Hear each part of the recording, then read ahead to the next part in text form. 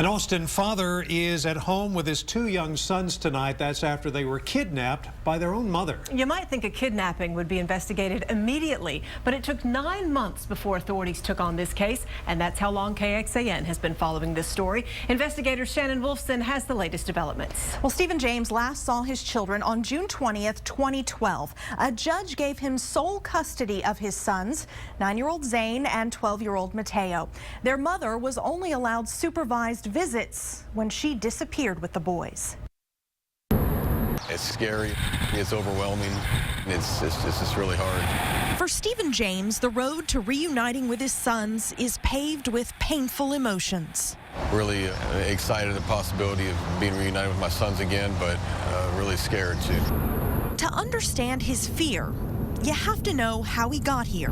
I haven't even been in their bedroom, since they left. I can't hang up, pictures of them everywhere. I can't think about it. When his ex-wife Alicia kidnapped his sons last summer, Stephen went to everyone he could think of for help. For 9 months, local, state, and federal law enforcement all told him there was nothing they could do. He even hired an international private investigator and came to KXAN for help. Months later, in March, a huge break after a new DA took over in Williamson County and issued felony aggravated kidnapping warrants for Alicia Gomez. DA investigator Roger Harris tracked the boys to a town outside Veracruz and confirmed their location through a source who took these photos of them living in deplorable conditions. Right over here to this car here. Harris arrested Alicia's aunt for aiding in the kidnapping and sending money to Mexico. The pressure on Alicia's family helped investigators come up with a plan to get the boys back. She and the kids traveled to a meeting point on the other side of the border. And that's what put us on the road to Laredo 2 weeks ago. It's hard for me to put too much into it. We've been close before and it didn't happen, and it's a long way down if it doesn't happen. Stephen went to bed on June 30th, not knowing what the next day would bring. The next morning, as the moonlight faded away, the Laredo sky turned a glorious orange with the promise of a new day and what could be the beginning of a new life for a dad waiting for so long. Did you sleep at all? Very little. I woke up constantly, more than usual. So it's hard to be patient right now. It's real hard. The last time we got close like this and it didn't happen, I almost ended up in the hospital. It was completely devastating to me. Just thinking back to that day, I'm trying not to allow myself to be that vulnerable again right now.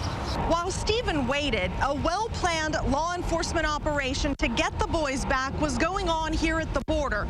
The Williamson County District Attorney's Office orchestrated a plan to get the boys back on U.S. soil and back in their father's arms. Stephen was in the dark about the details, and the hours of waiting started to take a toll. I've never been this scared in my life. There is that part of fear that's not going to happen, but there's also just the fear of how much damage has been caused and how much they've suffered.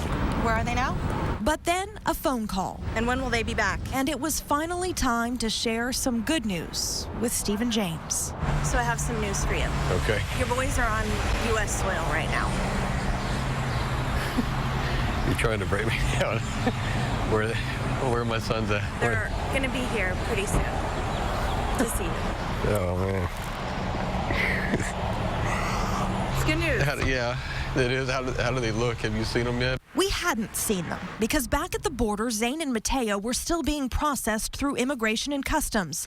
But the news was too sweet not to share with the rest of his family. They're on U.S. soil.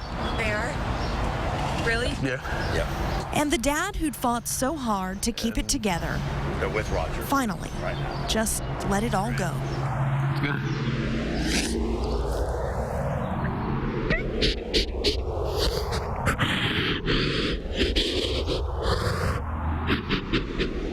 Then there was an important phone call to make. Hello? Hi, Mom. Hi, honey. Our boys are back. Are they? Yeah. Oh, I knew that. I was just waiting for you to say it. They need Steve and his son down here ready to go to the border. Oh, they're going to take them? Yeah, no cameras. At the border, in a room inside Immigration and Customs Enforcement, Stephen reunited with his boys after 376 long days. His smile tells the story in this video shot by his son Mark.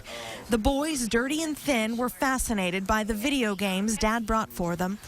But after their brief visit, Stephen explained why it wasn't the storybook reunion you might think. They weren't like daddy and wanted to hug me either. They were just like, didn't know what to do. It was really awkward for them, I could tell. But they warmed up quickly, and thanks to the hard work of private investigator Logan Clark and his team, and a bulldog investigator in the Williamson County DA's office, there would be plenty of time to get to know each other again. As other counties in Texas will listen to this and follow this exact procedure, just follow the law and stop using selective prosecution. Harris organized the boys' return and employed the strategy of arresting Alicia's family members and using that pressure to get the boys home. We're relieved to have the kids back. It's pretty cool.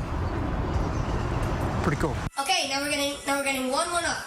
Back home with Dad, the boys are doing the things little boys do. This home video shows them playing video games, then swimming in Grandma's pool. And on July 4th, Zane and Mateo and Stephen watched fireworks, celebrating their own kind of freedom and independence. Well, Alicia Gomez did not cross the border with Zane and Mateo because if she did, she would have been arrested immediately. That felony kidnapping warrant for her is still active. So this story has a happy ending, but our investigation brought to light not every case turns out this way. Now we got to make sure this doesn't happen to anybody else. In the moments after his boys were returned to him, Stephen's thoughts went to those other parents who are still waiting, the ones who never get any help. Stephen fought for his country and gave 20 years of his life to the military. And his country didn't fight for him. When a parent reports to a law enforcement agency, my child is missing, most of them don't do a thing. Why not? It's a mindset that it's not a crime. It's a civil problem and not a criminal problem. Why did you take this case when so many other people wouldn't? Because it's a crime. And it's what any law enforcement agency should do. But in Texas, where interfering with child custody is a felony, many agencies won't even make a report. Tell me about the challenge with law enforcement. Sometimes I've had kind of pushback from law enforcement in this, and I think it's because of that experience they have of not wanting to get involved in child custody issues and that distaste for those cases. Pamela Brown is an attorney with Texas Rural Legal Aid. From her office in Weslaco, less than 2 miles from the Mexican border, she's been fighting for left-behind parents for more than a decade, even training law enforcement across the state how to handle cases just like Stephen's. It is a big problem that is growing. In Texas, the Department of Public Safety's Missing Persons Clearinghouse lists 44 missing children, all taken illegally by a family member. 44 open cases, 44 parents who have no idea where their child is. But the National Center for Missing and Exploited Children has more than 100 cases of children abducted by a family member in just the past year in Texas. Around 30 of those children are in Mexico. In all, the center has 60 active cases of children from Texas who've been taken to Mexico by a family member. International private investigator Logan Clark often gets involved in child kidnappings because the feds just won't. He supports the strategy employed by Williamson County to issue a kidnapping warrant for Stephen's ex-wife. Right over here to this car here. And to put pressure on any family members who helped her. When you start doing that, these people will, the mom or the dad, whoever does it, will come back. They will bring those children back so fast it'll make everybody's head swim because their whole family's going to jail. What do you hope happens with these cases now as a result of what happened with Zane and Mateo? It's my hope that other prosecution offices around the state takes our lead and prosecutes these cases. The ramifications to these children, the mental abuse, the physical abuse, the neglect, it's far-reaching. Well, we know there are many parents in similar situations, so we're providing links at KXAN.com to the DPS Missing Persons Clearinghouse and to the National Center for Missing and Exploited Children. You should also know about the Hague Abduction Convention Treaty. It's an agreement between some countries to return children who are kidnapped by a parent. Watch for that tonight on KXAN News at 10. And if you have a tip for our Investigates team, just email us at investigates@KXAN.com. You can also call that number on your screen. It's our tip line, 512-703-52